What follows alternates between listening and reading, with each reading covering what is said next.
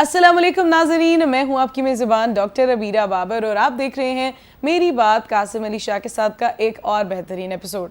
हमेशा की तरह आज का शो भी आपके लिए बहुत इन्फॉर्मेटिव होने वाला है, बल्कि उसके साथ ही साथ आपके करियर और फ्यूचर प्लानिंग के लिए बहुत इंपॉर्टेंट रहेगा। हमेशा हम अक्सर अपने इर्द गिर्द लोगों को देख रहे होते हैं, बहुत कम इनकम में उन्होंने बहुत सारे एसेट्स बना लिए होते हैं, लेकिन कुछ हम ऐसे भी लोग देखते हैं जिनकी इनकम का फ्लो तो बहुत ज़्यादा होता है, उनका इंडेक्स बहुत ज़्यादा होता है, लेकिन उसको सेविंग कैसे करना है, उसको इन्वेस्ट कैसे करना है, क्या उसके पैटर्न्स होने चाहिए ताकि आज का पैसा जो है वो हमें कल का सुकून भी दे पाए, ये हमें नहीं पता होता। उसकी वजह ये है बुनियादी तौर पर पाकिस्तान में फाइनेंशियल लिटरेसी की बहुत कमी है, और उसके साथ ही साथ अगर हम बात करें मनी मैनेजमेंट, तो वो एक ऐसा असूल है, ऐसा एक स्किल है जो हम बहुत सारे मुल्कों में देखते हैं प्री स्कूल्स में बच्चों को सिखाया जाता है, लेकिन यहाँ पर किसी ग्रेजुएट क्या किसी एमफिल या पीएचडी को भी उसको सीखने के लिए अलग से कोर्सेज करने पड़ते हैं। तो इस सब के बारे में बात करने के लिए हमारे साथ बहुत ही माहिर फाइनेंशियल कंसल्टेंट मौजूद हैं जो कि यूएसए से यहाँ पर आए हैं, हमारे साथ शो में बात करेंगे। लेकिन उनसे मिलवाने से पहले हम शाह साहब को वेलकम करते हैं। अस्सलाम वालेकुम शाह साहब, कैसे हैं आप? डॉक्टर साहब बहुत बहुत शुक्रिया। आसिफ भाई के साथ क्योंकि एक दोस्ती भी है, ताल्लुक़ भी है, बड़ा पुराना ताल्लुक़ है, और आसिफ भाई की जो एक्सपर्टीज़ हैं वो भी, ये खुद एक सक्सेस स्टोरी है और अमेरिका के एक बड़े टॉप ग्रुप को सर्व भी कर रहे हैं एज कंसल्टेंट, और इनकी मसरूफियत तो वहाँ पर लकीली पाकिस्तान में मौजूद थे, और जब कभी आते हैं तो फिर हमें इकट्ठे बैठने का मौका मिल जाता है। मेरा दिल किया कि वो डिस्कशंस जो हमारी ऑफ कैमरा होती हैं, आपस में बैठ के किसी बैठक में, किसी घर के कमरे में, किसी कैफ़े पे, किसी चाय की प्याली के साथ जो बातचीत हम करते हैं उसमें दूसरों को भी शामिल करें, आपको शामिल करें, क्योंकि आसिफ भाई की बहुत सी बातें ऐसी हैं जो इंतहाई विजडमफुल हैं और उससे हमारे यंगस्टर्स बड़ा कुछ सीख सकते हैं। बिल्कुल ऐसा ही है, और इसी हवाले से हमारी गुफ्तगू रहेगी कि हमारे यंगस्टर्स जो हैं, जो अभी मनी मैनेजमेंट या फाइनेंशियल लिटरेसी की तरफ आना चाहते हैं या नहीं भी आना चाहते, तो आज का शो उनके लिए बहुत अहम रहने वाला है। वेलकम करते हैं मिस्टर आसिफ खान, हमारे साथ मौजूद हैं, फाइनेंशियल कंसल्टेंट एंड एजुकेशनिस्ट। अस्सलाम वालेकुम and very warm welcome to the show. अस्सलाम वालेकुम जी, बहुत बहुत शुक्रिया डॉक्टर अबीरा, और कासिम भाई का भी बहुत शुक्रिया।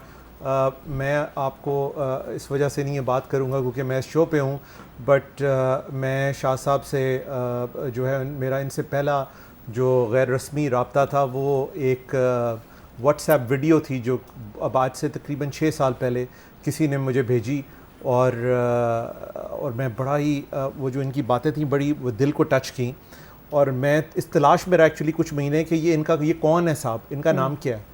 और फिर जब मुझे पता चला तो फिर मैंने इनको यूट्यूब में फ़ॉलो करना शुरू किया, और फिर ज़िंदगी जो है वो दरवाज़े खोलती गई, और फिर हमारी मुलाकात हुई, हमारे एक और इनके दोस्त हैं और हमारे कज़न हैं, और उसके बाद से अब चल सो चल है। अब इनके बहुत से जो इनिशिएटिव्स हैं हम इनके साथ चलना चाह रहे हैं, इनको प्रमोट करना चाह रहे हैं, और जब भी पाकिस्तान आता हूँ इनसे मुलाकात होती है।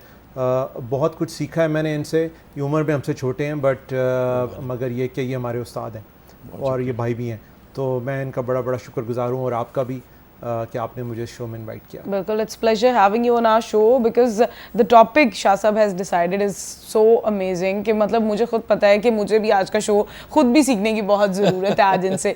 अच्छा, सबसे पहले तो मैं यही आपसे पूछना चाहूँगी Asif, when we speak of Pakistani youngsters, Pakistan में नौजवान जैसे ही कमाना शुरू करते हैं या उनकी सैलरी जैसे ही आती है, they spend it as soon as they get it, how can they manage it? ऐसा होता है कि स्टार्टिंग में ही 10 दिन में ही उनकी सैलरी ख़त्म है और फिर 20 दिन जो है वो अपने एक सर्टेन अमाउंट में ही गुजार रहे होते हैं। How can they manage it? देखिए, ये मनी मैनेजमेंट जो है ना, ये चैलेंज सिर्फ पाकिस्तान का नहीं है, ये बाहर की अमेरिकन जो यंगस्टर्स हैं उनके लिए भी है। ये फाइनेंशियल लिटरेसी जिसकी हम जिक्र कर रहे थे प्रोग्राम से पहले, ये वो सब्जेक्ट मैटर है जो वहाँ भी हालांकि इतना डेवलप्ड मुल्क है और इवन यूरोप में वो स्कूलों में नहीं पढ़ाया जाता, तो उसका नुकसान ये होता है, आपको वो सब चीज़ें बाकी पढ़ा रहे हैं बट फाइनेंशियल लिटरेसी इतना बेसिक मसला है, और ये मसला जो है आपके लिए ये वो सब्जेक्ट है जो नॉट ओनली आपके लिए बट आपकी फैमिली के लिए, पूरे ख़ानदान के लिए, आपने जब आगे शादी करनी है, बच्चे करने, ये एक बहुत बड़ा सब्जेक्ट मैटर, सारी लाइफ का इस पे इम्पैक्ट है।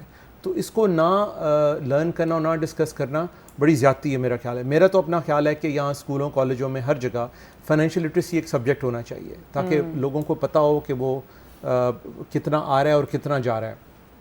जहाँ तक आपका सवाल है कि क्या इसमें नौजवान जो हैं वो क्या करते हैं, अनफॉर्चुनेटली हमारे यहाँ 3 चीज़ें हैं जो मैं डिस्कस करूँगा। एक तो ये कि उनको मालूम नहीं है, जब वो आया तनख्वाह उनको मैनेज करने का बिल्कुल कोई ऐसा एक्सपीरियंस नहीं है, ना उनको माँ बाप ने कुछ ज़्यादा बताया है इस बारे में। इवन घर पे भी इसकी तरबियत कम है, बस ये बता दिया कि पैसे कम हैं या ज़्यादा हैं, या वो देख रहे हैं, ऑब्ज़र्व कर रहे हैं। और ऑब्जर्वेशन भी एक बहुत बड़ा एक लेसन है लाइफ में। तो एक तो ये कि उसमें डिसिप्लिन का बड़ा ज़रूरत है कि आप 2-3 चीज़ें हैं। एक तो ये कि हमारी सोसाइटी में मटेरियल चीज़ों की वैल्यू बहुत बढ़ गई हुई है। बिल्कुल। और जो भी तनख्वाह आती है लोग कहते हैं जी मैं ये फ़ोन ले लूँ, ये मैं फ़लानी चीज़ ले लूँ, ये मैं जो चीज़ें किताब पे नहीं खर्च करेंगे वो उस पर खर्च करेंगे कि जिससे सोसाइटी में उनको एक सर्टन स्टेटस मिल सके। तो ये जो इसको अमेरिका में एक एक्सप्रेशन है कीपिंग अप विद द जोन्सेस, कि अगर आप कीप अप करना शुरू कर दें लोगों के साथ तो आपकी तनख्वाह तो 10 दिन में ही ख़त्म हो जानी है। दूसरी बात है, तो आई थिंक ये बड़ा ज़रूरी है कि जो भी आप खर्चे कर रहे हैं आप इसलिए ना करें कि वो सिर्फ एक शो ऑफ के लिए हो या किसी को मैच करने के लिए। अपने आप को थोड़ा सा हट के सोचें, हट के सोचेंगे तो आप डिफरेंट खुद ही हो जाएंगे। दूसरा ये है कि हम लोग जो है वो ये नहीं सोचते हैं, और आई थिंक ये सबको ये फॉलो करना चाहिए कि 5 से 10% इनकम जो है अपनी उसको सेव कर लें। जो भी आपकी इनकम है उसमें 5 से 10% सेव करें। यहाँ पे एक बहुत बड़ा एडवांटेज ये है कि अक्सर बच्चे अपने घरों में रहते हैं, अपने माँ बाप के साथ रहते हैं, इवन नौकरियों के बाद।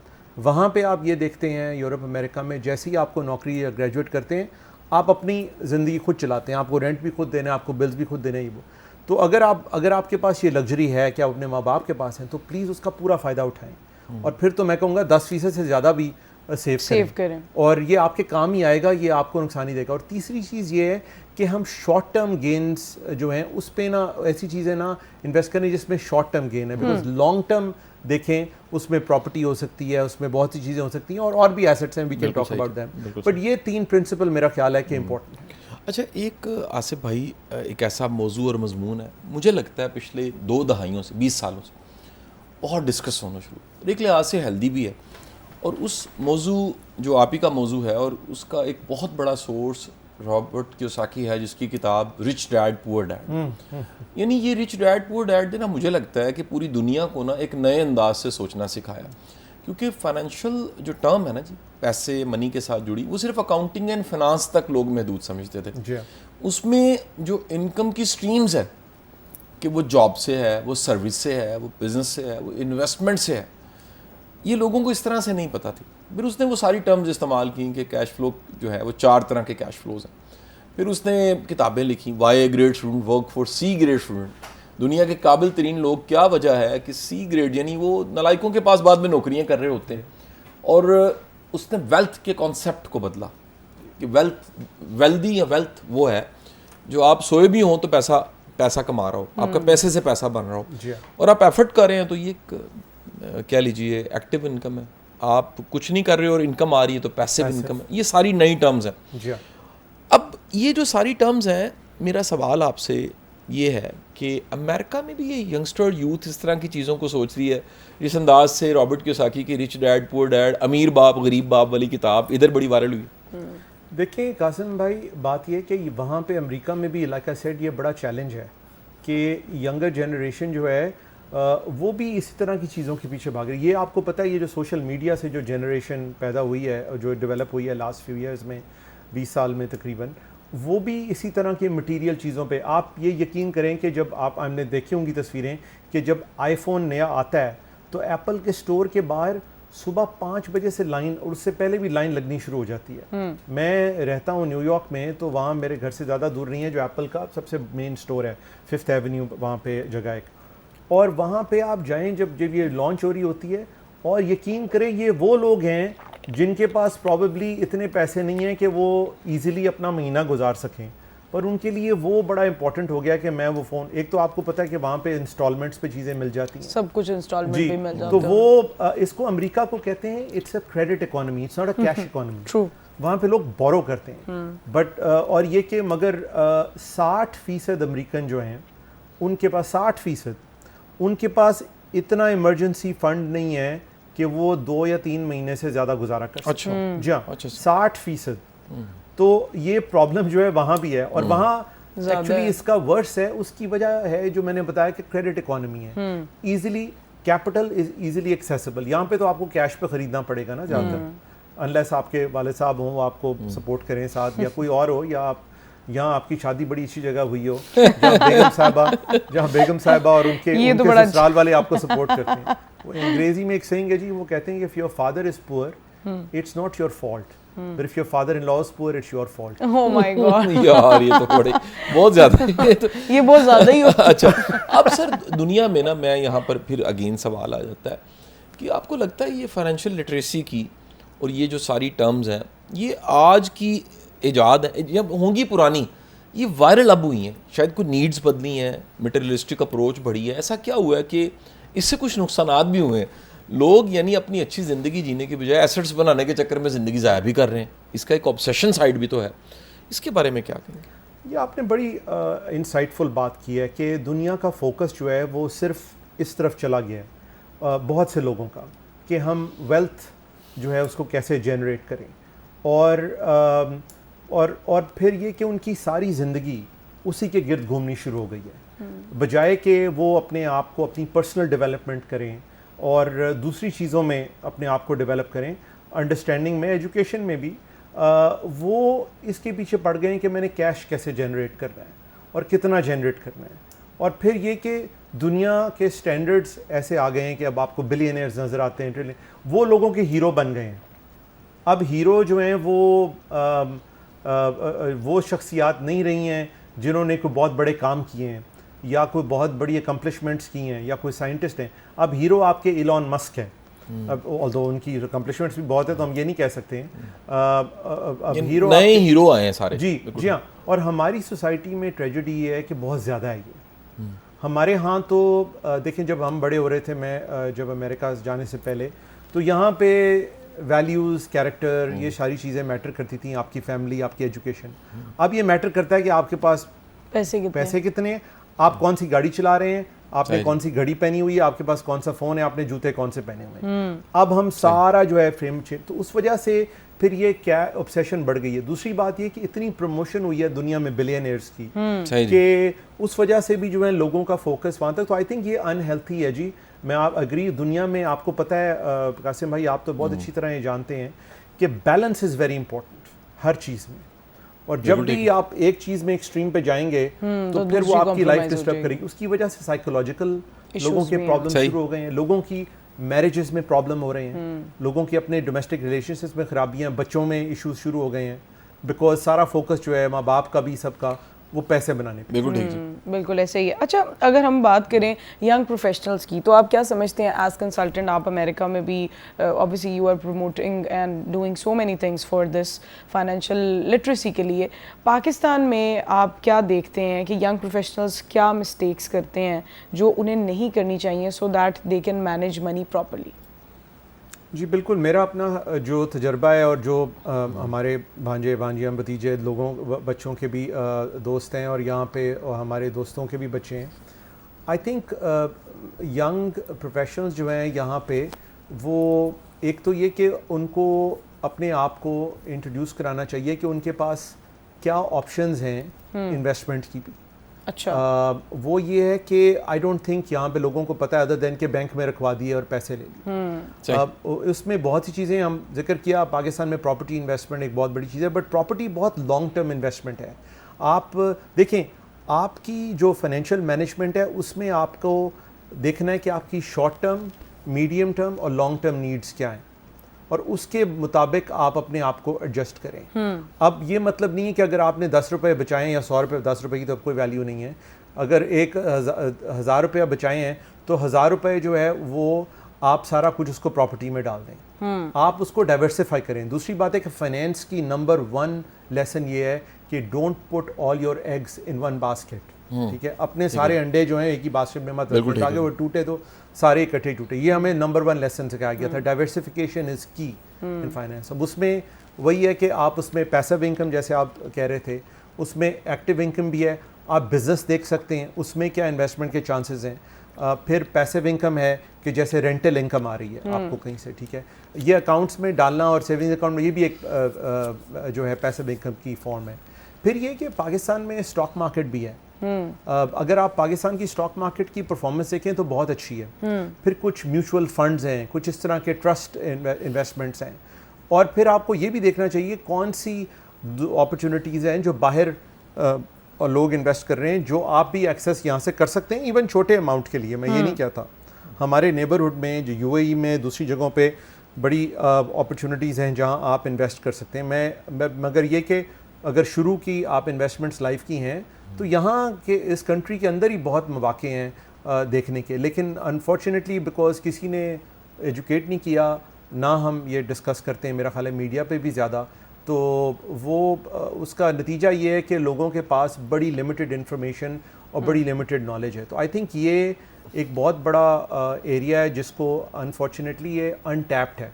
बिल्कुल ऐसे ही है। अच्छा, जैसे आपने स्टॉक्स की बात की है, ऑब्वियसली बिकॉज फाइनेंशियल लिटरेसी जो है वो बहुत कम है लोगों में, उसी वजह से हम सोशल मीडिया के थ्रू मनी मिंटिंग को बहुत ज़्यादा प्रमोट कर रहे हैं, सो पूरी दुनिया में ही। तो आप क्या समझते हैं कि जो सोशल मीडिया के थ्रू हम लोग अर्निंग्स कर रहे हैं, एंड इन दैट मीन बहुत सारी ऐसी ऐप्स आपसे बेटिंग ऐप्स हैं, ये इस तरह की ऐप्स हैं जिसकी वजह से बहुत सारे सोशल मीडिया इन्फ्लुएंसर्स, यूट्यूबर्स भी अभी जो है एक प्रॉब्लम में आ गए हैं, बिकॉज उनको भी इस बात की अवेयरनेस नहीं थी कि हम एक इलीगल काम कर रहे हैं जस्ट फॉर इन्वेस्टिंग या सेविंग मनी। आप क्या समझते हैं कि किसी भी चीज़ में इन्वेस्ट करने से पहले, किसी भी चीज़ को प्रमोट करने से पहले, या आप किसी भी चीज़ की तरफ बढ़ने से पहले कौन से ऐसे मीडियम्स हैं जहाँ से आप प्रॉपर गाइडलाइन ले सकते हैं ताकि आपको पता हो कि आपको कहाँ इन्वेस्ट करना है, किस चीज़ की तरफ बढ़ना है या नहीं बढ़ना? देखिए जी, ये आपने बिल्कुल सही कहा। ये फ्रॉड जो है और ये इस तरह की जो इलीगल एक्टिविटीज़ हैं ये पूरी दुनिया में हो रही हैं, और अनफॉर्चुनेटली बिकॉज सोशल मीडिया और मीडिया इतना एक्सेसिबल है ऐप्स की वजह से, टेक्नोलॉजी की वजह से, सो लोग बहुत से जो हैं वो इस तरह की स्कीम्स में इन्वेस्ट कर रहे हैं। और मैं आपको बता सकता हूँ अमेरिका में बड़ी दफ़ा हुआ है कि रिटायरमेंट में लोग थे, रिटायर्ड लोग थे जो उम्र भी उनकी हो गई है और उनको इतनी अंडरस्टैंडिंग नहीं है, और बड़े लोगों ने उनको झांसा दे के इस तरह चीज़ों में इन्वेस्ट करवाया और उनके पैसे निकलवा लिए हैं। तो और अब एआई की वजह से तो आपको और भी केयरफुल होना है, बिकॉज एआई जो है जनरेट कर सकता है लोगों की ये जो इसकी जो जनरेटिव जो कैपेबिलिटीज़ हैं एआई की, कि वो एक इंसान आपके सामने पेश कर देगा और आपको लगेगा कि ये रियल है, तो वो एक्चुअली रियल नहीं है, वो एक सबसे भी एआई ने जनरेट किया है। और ये कि आप हैरान होंगे कि वो उसमें आपको लगेगा कि ये शायद रियल ही है, और एक आम आंख जो शायद उसको ना डिफ्रेंशिएट कर सके। तो ये बड़ा ज़रूरी है कि आप एक्स्ट्रा केयरफुल रहें। प्लीज़ मैं आपसे रिक्वेस्ट करता हूँ, ये ट्रेंड्स जो हैं सोशल मीडिया पे होते हैं उसके पीछे मत भागें, अपना होमवर्क करें। ये जो है ना, इसको जो है ओवरनाइट रिच होने का जो ख्वाब है कई लोगों का कि मैं ये छक्का लगा लूँ हर चीज़ में, ये आपको ले बैठता है। ये और ये आई थिंक बड़ी ज़रूरत है कि आप अपने आप को एजुकेट करें, बहुत स्टडी और स्लो चलें, आपका पैसा हार्ड अर्न मनी, इसको प्लीज़ जो है सेफली इन्वेस्ट करें, सेफली इन्वेस्ट करें। और ये कि आप अपनी रिटायरमेंट, अपने लॉन्ग टर्म एसेट्स बनाने के लिए इन्वेस्ट कर रहे हैं, तो आप इसको ऐसे क्यों फेंकना चाहते हैं? और ये कि अभी मगर ये कि कुछ स्कीम्स हैं जैसे बिटकॉइन जो है, ये क्रिप्टो का जो काम है ये बहुत बढ़ गया है। बिल्कुल। अब तो हम पाकिस्तान में भी क्रिप्टो आपको पता है कि काफ़ी उस पर काम हो रहा है। मैं आपको अपना एक्सपीरियंस बता सकता हूँ कि जब क्रिप्टो स्टार्ट हुआ था, and I think even today, मेरा ख्याल है कि बहुत मुश्किल है एवैल्यूएट करना कि इसकी क्या फंडामेंटल वैल्यू है।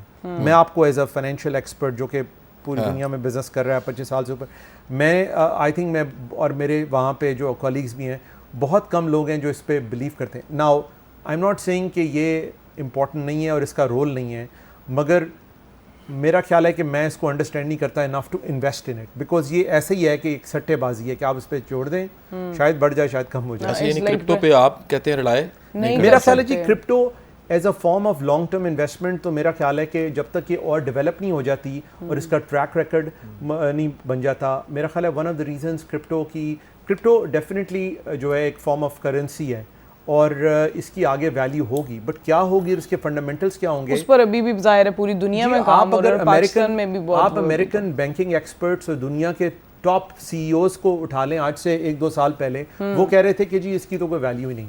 They raised because of और द थिंग इज, लेकिन फिर जो करंट एडमिनिस्ट्रेशन है अमेरिका में, उसने इस पे काफ़ी काम किया है। तो उस वजह से और उस वजह से आप डेफिनेटली एक्टिविटी उसमें देख रहे हैं, उसकी ज़्यादा एक्सेप्टेंस देख रहे हैं। मगर मैं अभी भी कहूँगा कि इस तरह की स्पेकुलेटिव इन्वेस्टमेंट्स जस्ट बिकॉज आपको किसी ने कहा है, मेरा ख्याल है कि और आप सोशल मीडिया पे देख रहे हैं कि इसकी वजह से पता नहीं क्या कुछ बन गया, उसके लिए और मैं जानता हूँ लोगों ने बड़े पैसे बनाए, ये भी मैं आपको बता दूं। बिल्कुल, इस पर हम गुफ्तगू अपनी जारी रखेंगे। अभी मेरी बात कासिम अली शाह के साथ पर हुआ है एक ब्रेक का टाइम। मिलते हैं आपसे इस ब्रेक के बाद।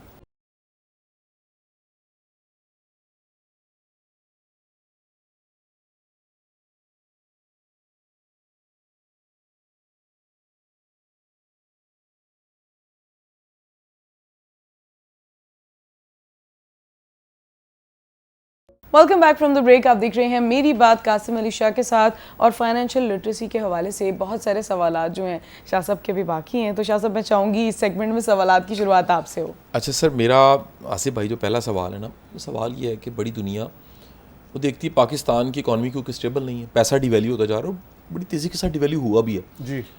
वो पैसे पकड़ती है और उसे गोल्ड में कन्वर्ट करवा देती है। अच्छा, अब एक तो मार्केट में बड़ा कुछ अरसे से ना अजब हालात जा रहे हैं। गोल्ड की प्राइस बहुत तेज़ी के साथ पिछले 1-2 सालों में बढ़ गई है, शायद डबल हो गई। और दुनिया के कुछ मुल्क ऐसे हैं जिसमें चाइना का नाम लिया जा रहा है, वो तेज़ी के साथ गोल्ड बाय कर रहा है। तो दुनिया में क्या हो रहा है, एक तो सवाल ये।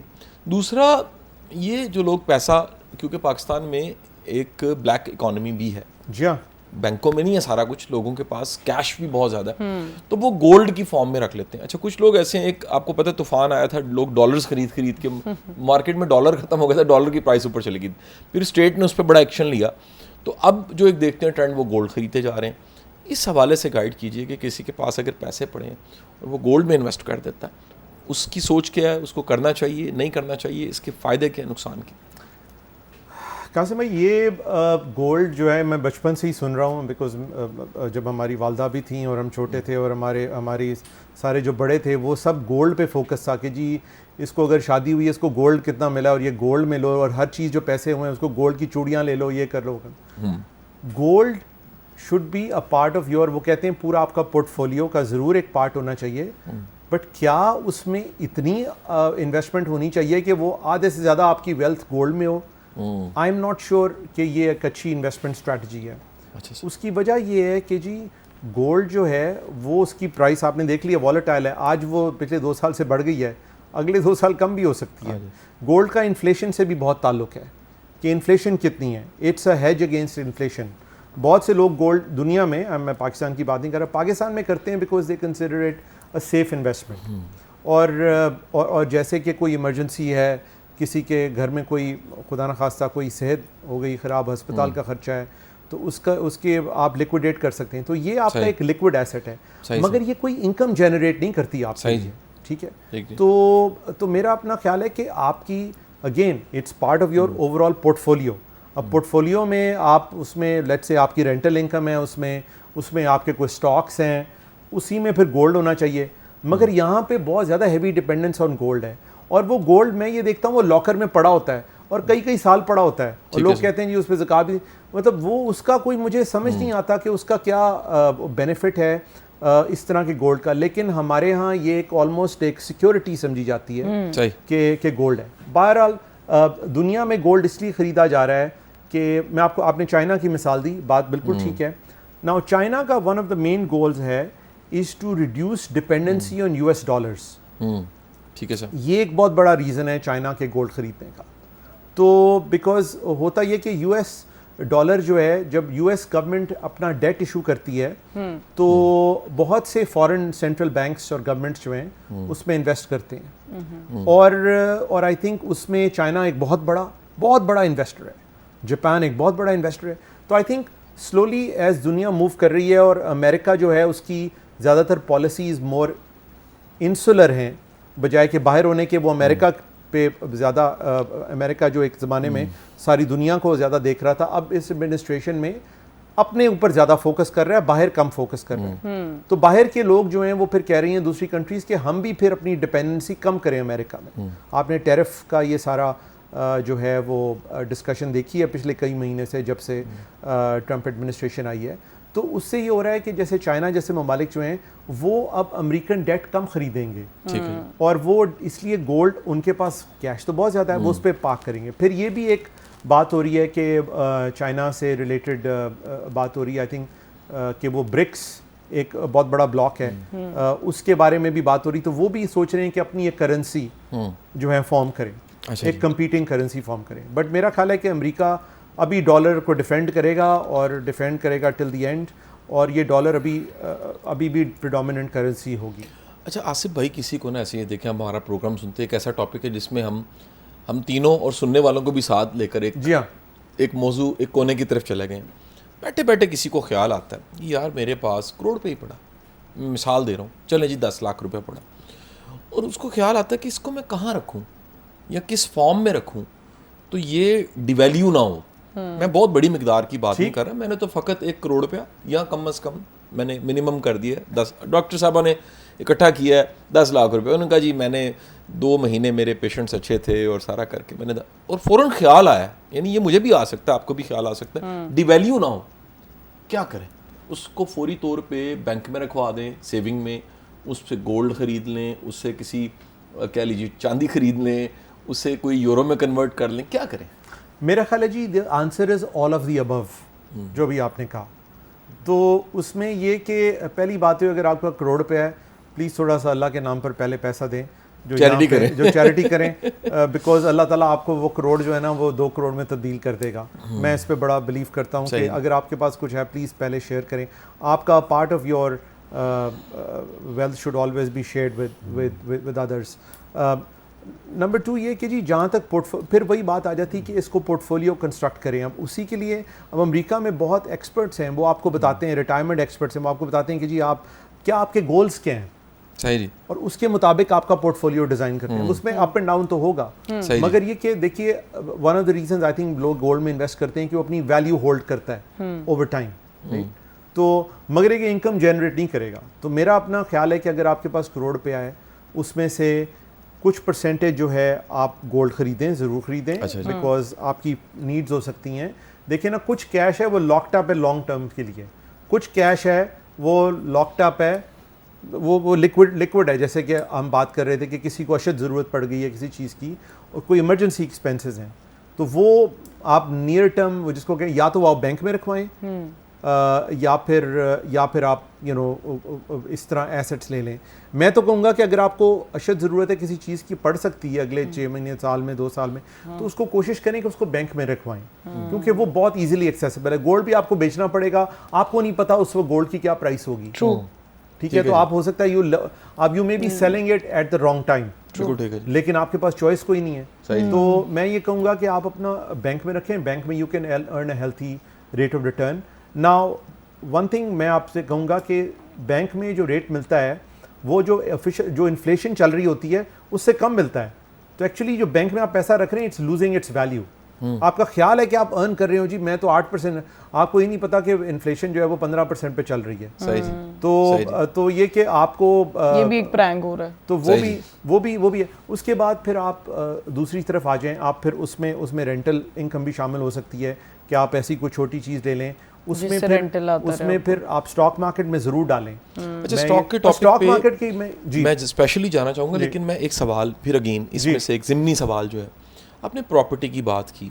पाकिस्तान में आसिफ भाई प्रॉपर्टी महंगी बड़ी हो गई है। एक 5 मरले का जो घर है लाहौर शहर में, रेडी घर अगर ख़रीदना है किसी ने और नया ब्रांड न्यू, वो 2.25 करोड़ रुपए का, 2 करोड़ रुपए का 5 मरले का घर है। अच्छा, जो ओल्ड है, पुराना, बस रहने के लिए, वो 1.5 करोड़ रुपए का। अब यानी 5 मरले के घर की जो वैल्यू है, अच्छा कई जगह तो 3 मरले का भी इतने का, यानी कई ऐसी जगह जहाँ पर डेकोरेशन बढ़ा लें आप, तो हुआ ये कि वो घर जो कभी हमको 10 मरले के घर में बड़े आराम से रह लेते थे, वो 4-5 करोड़ रुपए का तो घर है।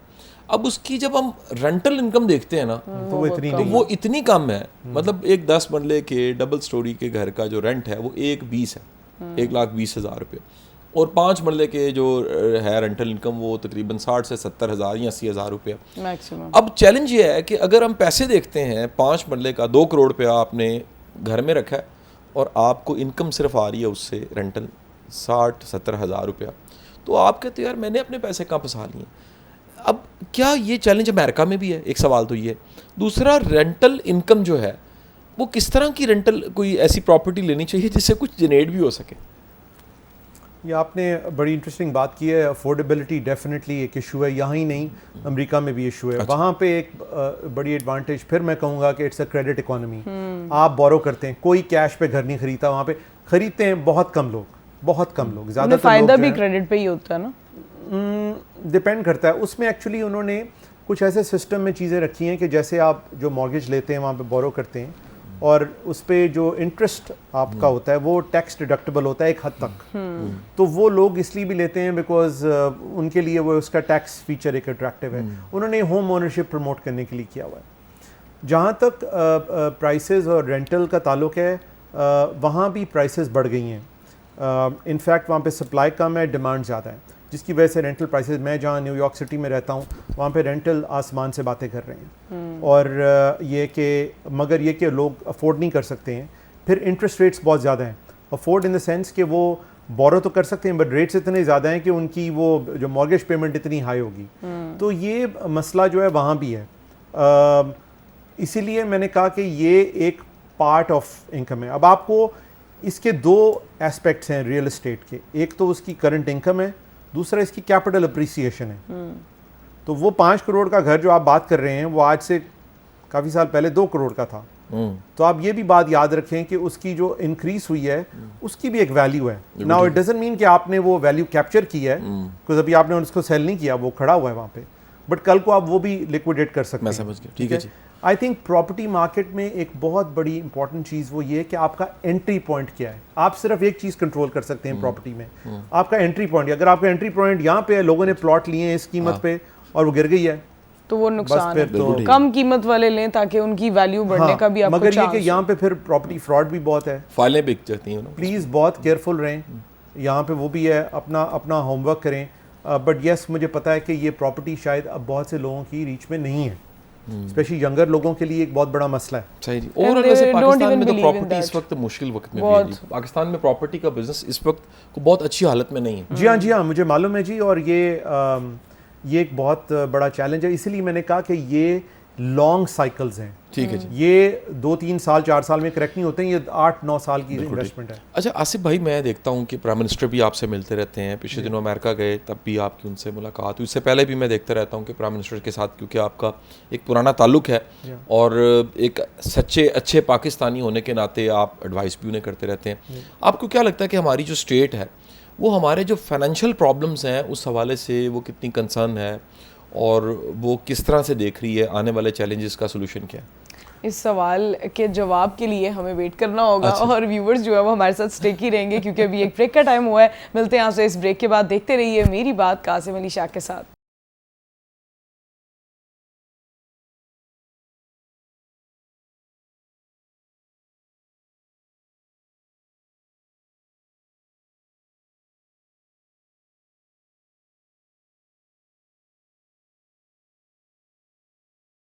Welcome back from the break. आप देख रहे हैं मेरी बात कासिम अली शाह के साथ और हमारा टॉपिक जो है वो फाइनेंशियल लिटरेसी के हवाले से बड़े अच्छे मोड़ पर आ गया है, जहां पर शाह साहब ने बड़ा इंपॉर्टेंट सवाल पूछा है और उस सवाल का जवाब जो है मैं चाहूँगी आसिफ खान साहब ज़रूर दें। सवाल शाह साहब का ये था कि क्योंकि इनकी मुलाकातें प्राइम मिनिस्टर से बहुत ज़्यादा रहती हैं और उसके साथ ही साथ गवर्नमेंट की क्या प्रेफरेंसेस हैं, क्या फाइनेंशियल लिटरेसी में या फाइनेंशियल कंसल्टेंसीज़ में कोई बेहतरी आ रही है, उनकी प्रायोरिटीज़ में शामिल है या नहीं है। इस हवाले से आप क्या कहना चाहेंगे आसिफ?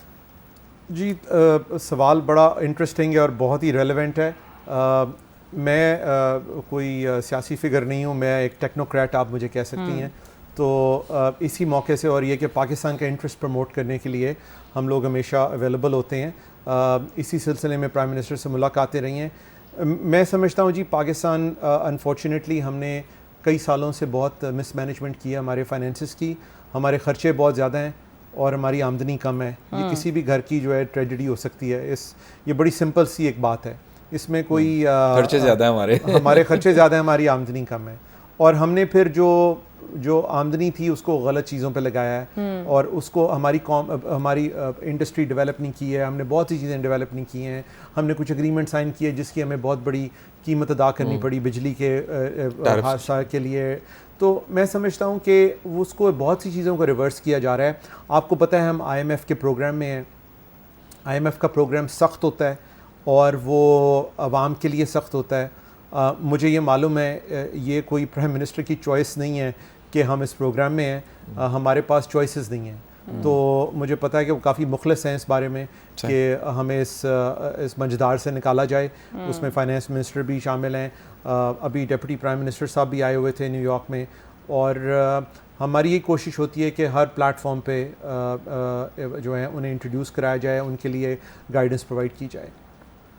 बिल्कुल ऐसे ही है। अच्छा शातब, आप क्या समझते हैं कि करियर अपॉर्चुनिटीज़ और फाइनेंशियल लिटरेसी के हवाले से जितने भी हमारे सोशल मीडिया प्लेटफॉर्म्स हैं, टीवी मीडिया है, ब्रॉडकास्टिंग मीडिया है, ओटीटीज़ हैं, क्या वो कुछ बेहतरी लेकर आ रहे हैं? क्योंकि हम अक्सर वेस्ट की मूवीज़ में देख रहे होते हैं, बॉलीवुड में, नेटफ्लिक्स पे उनकी बहुत सी मूवीज़ इतनी टेक्निकल होती हैं कि वहाँ से हम सीख रहे होते हैं कोई 3-3-4 rules, there are so many things, लेकिन क्या पाकिस्तान में इस पर काम हो रहा है? अच्छा देखिए, पाकिस्तान में ना जी इस वक्त बाकायदा तौर पे यूनिवर्सिटीज़ और इदारे जो हैं वो बड़ी एक इब्तदाई हालत में काम है, यानी बाकायदा नहीं कोई शुरू हुआ, बहुत इब्तदाई हालत में है। मैं मिसाल आपको देता हूँ, प्रॉपर्टी सेक्टर, दुनिया भर में प्रॉपर्टी को डील करने वालों की सर्टिफिकेशंस, डिग्रीज अवेलेबल है।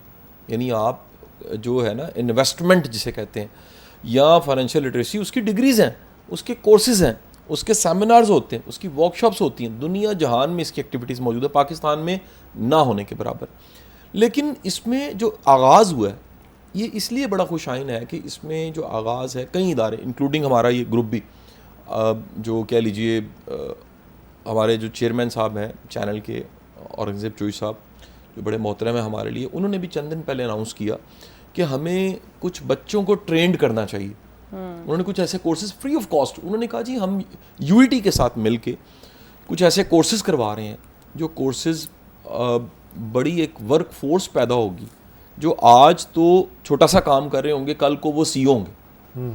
अच्छा, इस विजन के साथ हर ग्रुप को काम करना चाहिए, जो शायद आसिफ साहब का और मेरा भी ये विजन है कि हमें बड़े यंगस्टर्स को तैयार करना चाहिए हर फील्ड में, और बिलखसूस ये जो financial literacy, business, entrepreneurship, investment और प्रॉपर्टी दुनिया में एस्टैब्लिश एक बिजनेस है। इस हवाले से पढ़े लिखे एक पूरी वर्कफोर्स तैयार करने की शदीद ज़रूरत है। ये ग्रुप जो हमारा है अलकबीर टाउन, जो पूरा ग्रुप है, और उसमें चैनल भी शामिल है और कितने बिजनेसेस हैं, इसमें चोई साहब का कंट्रीब्यूशन जो है वो एक बड़ा कंट्रीब्यूशन है। वो ये एक बड़ा विजन रखते हैं कि एक ऐसी एकेडमी बननी चाहिए जो इस तरह के कोर्सेज यंगस्टर्स को करवाए। और ओबियस है, पिछले दिनों से मैंने उनकी कैंपेन देखी है, उसमें बैठने की जगह नहीं होगी क्योंकि बड़ी दुनिया चाहती है इस सब चीज़ें सीखनी। लेकिन मैं ये भी ज़रूर कहूँगा, जिस तरह इस प्रोग्राम में आसिफ साहब यहाँ पर आए पाकिस्तान, तो हमने रिक्वेस्ट की इस तरह के काबिल लोगों को बुलाने की बड़ी ज़रूरत है जो बात कर सकें, जिनका एक प्रॉपर एक्सपीरियंस हो। सर का अमेरिका का एक्सपीरियंस है, वो वहाँ पर एज फाइनेंशियल कंसल्टेंट अमेरिका के ग्रुप्स को सर्व कर रहे हैं। तो मैं तो पाकिस्तान आए, आसिफ साहब मैं रिक्वेस्ट करता हूँ यूथ से बात करें, किसी पॉडकास्ट में बात करें, किसी टीवी पे बात करें। उसकी वजह ये है कि इस तरह की अवेयरनेस देने की बड़ी ज़रूरत है। बिल्कुल। अब मेरा सवाल है सर आपसे, वो सवाल दो आखिरी मेरी तरफ से सवाल रह गए, फिर देखते हैं डॉक्टर साहब हमारे साथ क्या सलूक करती हैं। एक सवाल तो ये है कि दुनिया में स्टॉक एक्सचेंज एक इस्टेब्लिश बिजनेस, और स्टॉक एक्सचेंज के बगैर तो मुल्क नहीं आगे चलते। हम लोग कंफ्यूज हैं इस पे। हमारे दोस्त जवाद हफीज़ साहब ने बड़ा काम किया कि अल्लाह के बंदो, हर बंदा फैक्ट्री नहीं लगा सकता, कुछ लोगों के पास पैसे हैं वो शेयर ही खरीद सकते हैं। आप क्या कहेंगे कि किसी को कितने पैसों से स्टॉक एक्सचेंज की तरफ जाना चाहिए, फिर क्या उसको ट्रेड की शक्ल में करना चाहिए या एक लॉन्ग टर्म इन्वेस्टमेंट की शक्ल में रख देना चाहिए? मेरा ख्याल है कि जी ये जो काम है ना स्टॉक मार्केट का, इसका डिपेंड करता है अगेन कि आपका होराइज़न क्या है। आपको ये पैसों से क्या इनकम चाहिए, क्या ये आप पैसे रिटायरमेंट के लिए रख रहे हैं? तो आई थिंक ये डिपेंड करता है कि आपका होराइज़न क्या है। या आपको कल कैश चाहिए तो आई विल नॉट रेकमेंड कि आप स्टॉक मार्केट में डालें, बिकॉज स्टॉक मार्केट वॉलेटाइल होती है। पाकिस्तान में स्टॉक मार्केट की ट्रांसपेरेंसी बढ़ रही है, मगर अभी वो दूर है काफ़ी, प्लस वो स्टॉक मार्केट छोटी है। और आपने बड़ी सही बात की कि स्टॉक मार्केट का बहुत बड़ा रोल है। अमेरिका की इकॉनमी की तरक्की में स्टॉक मार्केट का बहुत बड़ा रोल है, because stock market American companies कैसे जनरेट कर रही हैं ये कैपिटल, या वेस्टर्न मार्केट्स में या ईस्टर्न मार्केट्स में भी आप देख लें, आप सिंगापुर देख लें, आप बाकी मुल्क देख लें, वो कहाँ से कंपनीज पैसे ला रही हैं? वो या तो डेट से फाइनेंस कर रही हैं बोरो करके, या वो एक्विटी रेस कर रही हैं, ये शेयर्स जो वो बेच रही हैं मार्केट में, और वो शेयर्स पे ट्रेड होते हैं, फिर उनकी परफॉर्मेंस के मुताबिक कंपनीज़ के अप एंड डाउन जाते हैं। तो और फिर वो डिविडेंड पे करते हैं। अब डिविडेंड जो है वो बड़ा इंटरेस्टिंग है बिकॉज वो डिविडेंड री इन्वेस्ट होता है तो उसकी कॉम्पाउंड इफेक्ट है।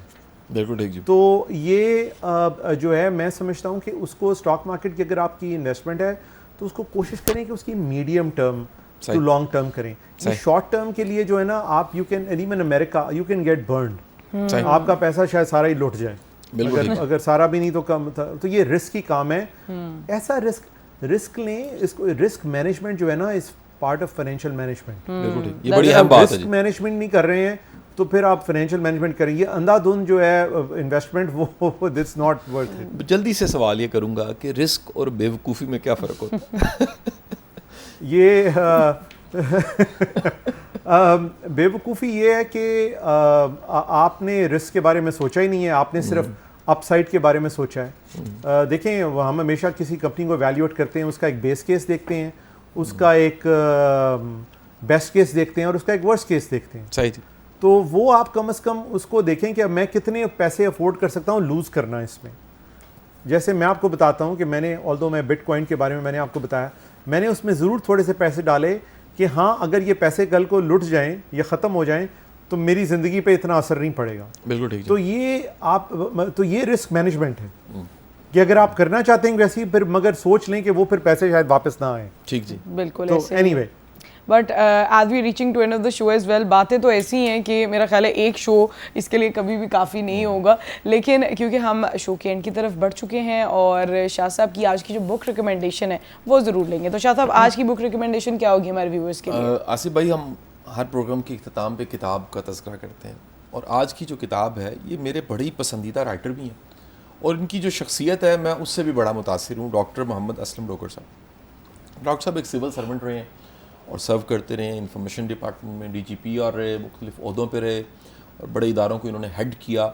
सबसे बढ़ के जो डॉक्टर साहब हैं वो एक दानिश्वर हैं, यानी उनकी सही मानों में एक एक जो जुमला है ना, मसलन एक जुमला मैं इस किताब का आपको सुनाता हूँ। वो जुमला ये है कि पाकिस्तान और भारत हमसाए हैं, दोस्त नहीं है। ठीक है, दोस्त बदले जा सकते हैं, हमसाया बदला नहीं जा सकता। अगर ये जुमला यहाँ रोक दूँ तो एक पूरी दास्तान समझ आ जाती है कि इस किताब के अंदर क्या है। ये किताब जिसका नाम फ्रॉम इंडिया विद लव है, ये किताब एक कमाल की किताब है। अगर आजकल जिस तरह पाकिस्तान इंडिया के रिलेशंस भी एक बड़े कॉन्फ्लिक्ट की शक्ल में चले गए, तादेर वैसे कॉन्फ्लिक्ट्स तो चलते ही जा रहे होते हैं लेकिन जंग हो गई और उस जंग में अल्लाह ताला ने पाकिस्तान को फतह दी। पाकिस्तान इंडिया रिलेशंस कुछ बेहतर होना, स्टेबल होना कितने ज़रूरी हैं। भारत का ये ख्वाब जो एक अखंड भारत का ख्वाब है, ये इसको ज़रा उन्हें मैनेज करना, टेलर करना कितना ज़रूरी है। इस हवाले से असलम डोगर साहब की ये किताब आप पढ़ के इस सारे सिनेरियो सिचुएशन को समझते हैं और इस किताब पे बड़े बड़े पढ़े लिखे लोगों ने तबसरे लिखे हैं। हसन निसार साहब का तबसरा है, शामी साहब का, जावेद चौधरी साहब का तबसरा है, शाहिद मलिक साहब का तबसरा है, सुहेल बड़ाई साहब ने इस पर लिखा है, यूनुस भट्ट साहब ने इस पर लिखा है, सुलेमान गनी साहब ने, अमजद इस्लाम साहब मरहूम, उन्होंने भी इस पर तबसरा लिखा।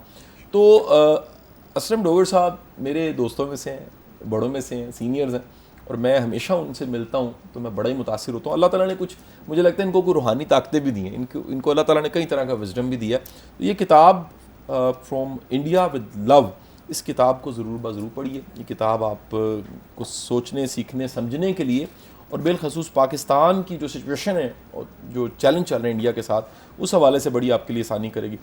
सिल्वर लिंक्स पब्लिशर ने इसे प्रिंट किया, इस किताब को आप ऑर्डर कर सकते हैं। बहुत बहुत शुक्रिया। बहुत शुक्रिया शाह साहब आपका। लेकिन जाने से पहले मैं चाहूँगी आसिफ खान साहब आपका कोई पैगाम होगा यंगस्टर्स के लिए, पाकिस्तानी यूथ के लिए who are looking forward to the financial literacy in Pakistan. पहले जी बहुत बहुत शुक्रिया फिर ये इस डिस्कशन का। मैं पैगाम ये है कि आप किसी से कम नहीं हैं, आप बिल्कुल ग्लोबल लेवल पे सक्सीड कर सकते हैं। उसमें 2-3 जो हैं क्वालिटीज़ जो हैं अपने अंदर पैदा कीजिए अगर नहीं हैं, और वो डिसिप्लिन में मैं कहूँगा कि सबसे बड़ी चीज़ जो पाकिस्तान में मैं समझता हूँ कि एक चैलेंज है, टाइम मैनेजमेंट है। यहाँ पे लोग जो हैं वो टाइम की पाबंदी और वक्त को जो है एक बिल्कुल एक कमोडिटी समझते हैं, हालांकि वो सबसे कीमती चीज़ है। दूसरी बात ये है कि आप बहुत एक लकी जनरेशन है, आपके पास सारे वसाइल हैं, ऑनलाइन आप घर में बैठ के सब कुछ सीख सकते हैं, आपकी फिंगर टिप्स पे है। अपने आप को इम्प्रूव कीजिए, अपनी इंग्लिश कम्युनिकेशन इम्प्रूव कीजिए, अपनी नॉलेज इम्प्रूव कीजिए, और उसके अलावा ये है कि अपना कॉन्फिडेंस आपका उससे बढ़ेगा, और आप दुनिया में आजकल जो स्पेशली द फैक्ट कि टेक्नोलॉजी की वजह से आप बहुत सी अपॉर्चुनिटीज़ एक्सेस कर सकते हैं। देयर इज़ नो रीज़न कि आप सक्सीड नहीं कर सकते हैं ग्लोबल स्टेज पे। उसमें ज़रूरी नहीं है कि आपको बाहर जाके ही कुछ करना है, आप यहाँ बैठ के भी बहुत कुछ कर सकें। और पाकिस्तान में वो एक टर्म है जो हम यूज़ करते हैं कि लो हैंगिंग फ्रूट, कि जो इजी से उतारा जा सके। यहाँ पे बहुत लो हैंगिंग फ्रूट है, और अगर आप उस पर अपना माइंड उस पर लगाएं और वक्त जो है उस पर बाकी चीज़ों पे ज़ाया कम करें, तो there is no reason. Definitely. Shah साहब, आपका क्या पैगाम होगा? देखिए जी, मैं तो शुक्रिया अदा करूँगा आसिफ खान साहब का। और आज का जो सबसे खूबसूरत लेसन, एक अमेरिका का कंसल्टेंट हमें कह रहा है यार चैरिटी करो, पैसे बढ़ेंगे, बरकत बढ़ेगी। और ये इस्लाम का भी दर्स है, दुनिया के तमाम मज़ाहिब का भी दर्स है। अगर आपको अल्लाह ने नवाजा है, आप चैरिटी कीजिए, अपनी आसानियों में दूसरों को शामिल कीजिए, फिर देखिए क्या इनकलाब आता है। बिल्कुल ऐसे ही है। बहुत शुक्रिया शाह साहब आपका, और आसिफ खान साहब आपका भी बहुत शुक्रिया, आप हमारे शो पर आए। अपनी मेज़बान डॉक्टर अबीरा बाबर को इजाज़त दीजिए। इंशाल्लाह बहुत जल्द दोबारा मिलेंगे मेरी बात कासिम अली शाह के साथ के एक और एपिसोड और टॉपिक के साथ। तब तक के लिए अपना ख्याल रखिए। अल्लाह ने के बाद।